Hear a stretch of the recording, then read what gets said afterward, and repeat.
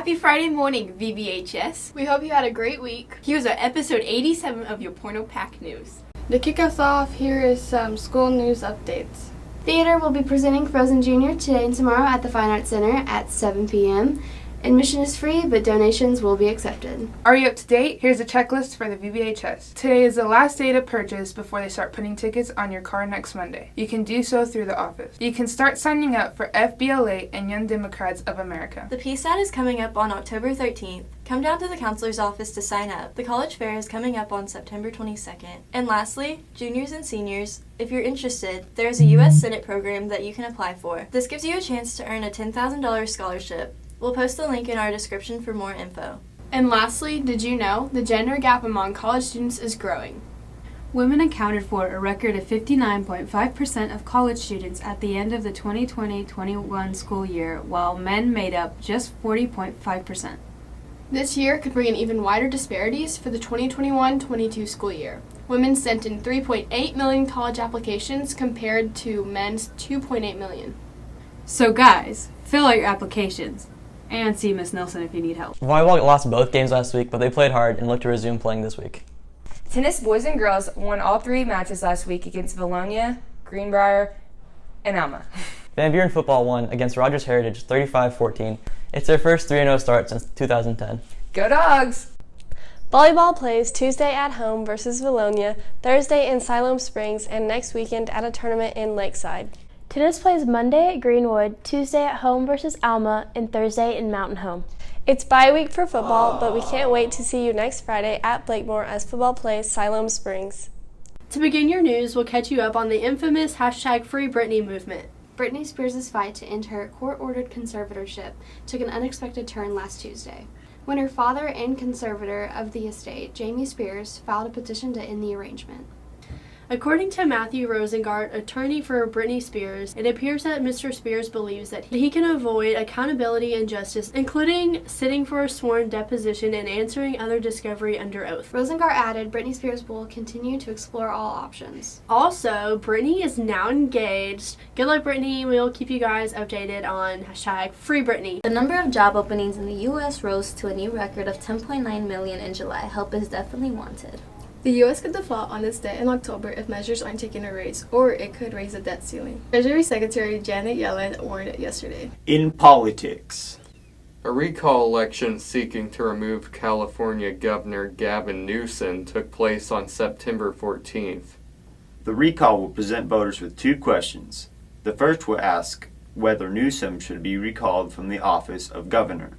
The second question will ask, who should succeed Newsom if he is recalled? A majority vote is required on the first question for the governor to be recalled. The candidate with the most votes on the second question would win the election. No majority is required.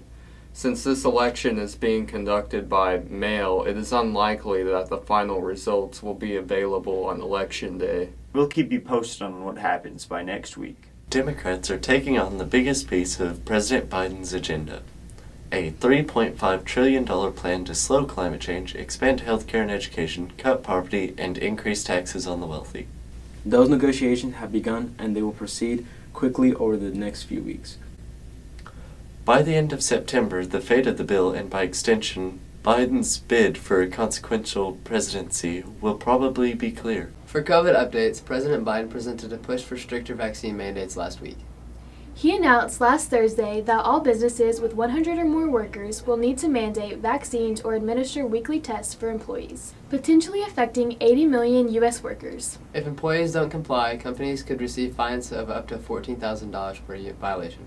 Congressional Republicans are slamming Biden's plan as government overreach, and it's also bound to face legal challenges. Biden's response, "We've been patient, but our patience is wearing thin and your refusal has cost all of us," he said.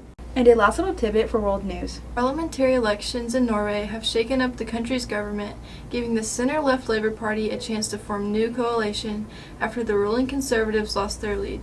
This also means the end of Prime Minister Ernest Solberg's 8-year reign. Norway's campaign period heavily focused on the climate crisis and the future of the country's lucrative oil industry. Moving southeast, the Taliban detained and beat journalists who covered a protest in Kabul. Hey, it's Hadley Hurst. Let's switch it up and get started with some world weather. A 7.1 magnitude earthquake near the Mexican port city of Acapulco killed at least one person as reported. With over a foot of rain, Tropical Storm Nicholas takes charge in Texas on Monday. In preparation, barricades lined the roads and houses, and schools near the Gulf of Mexico were closed as of Monday, including the largest public school district in the state. Warnings for said tropical storm that could reach hurricane strength entered into Louisiana as of late Monday evening. Speaking of Louisiana, there's still over 100,000 residents without power as tattered blue tarps attempt to replace the damaged roofs. We will definitely have these victims and their families on our hearts as the natural disasters press on and people begin to recover.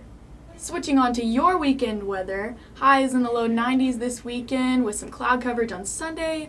Humidity levels are still insane and getting as high as 70% this weekend, so if you're going to watch some Friday night football, be sure you're drinking a lot of water. Drum roll please. Quote of the weather from Oscar Wilde this week.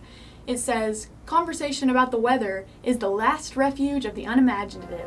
That's enough from me, guys. Have a great weekend. Thank y'all so much for tuning in. Don't forget to send us your student subs, photos, and videos to our Instagram at VBHS Pointer Pack News. Don't forget to check out the description in our YouTube for links for the bigger stories we mentioned. Baby, now you're one of us. Ain't it fun? Ain't it fun? Ain't it fun?